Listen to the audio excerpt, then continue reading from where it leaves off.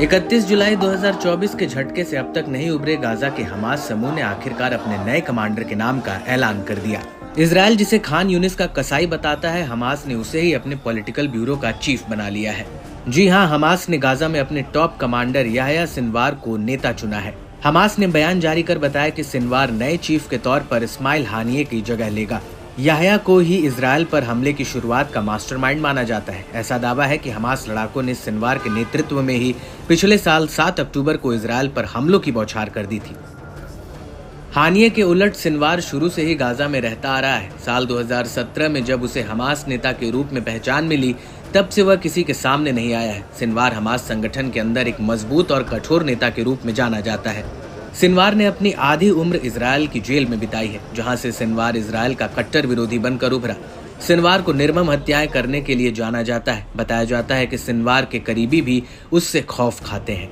साल 2014 में सिनवार को मृत घोषित किया गया था, मगर कुछ समय बाद ये एक अफवाह निकली। साल 2015 में अमेरिका ने आतंकी घोषित किया था। सिनवार को ईरान का करीबी माना जाता है।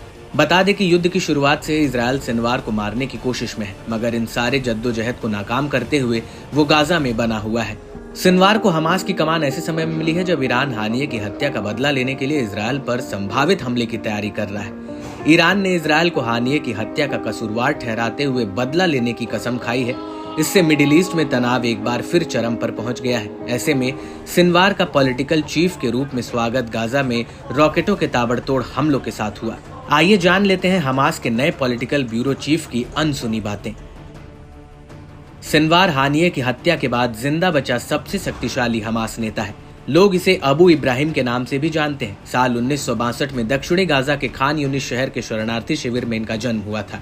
सिनवार के पास गाजा में इस्लामिक यूनिवर्सिटी से अरबी स्टडी में ग्रेजुएशन की डिग्री है। साल 2017 में उसे गाजा में हमास का नेता चुना गया था। फिलिस्तीनियों के बीच सिनवार की छवि एक क्रूर लीडर और इजराइल के कट्टर दुश्मन के रूप में थी। सिनवार को गाजा का लादेन भी कहा जाता है।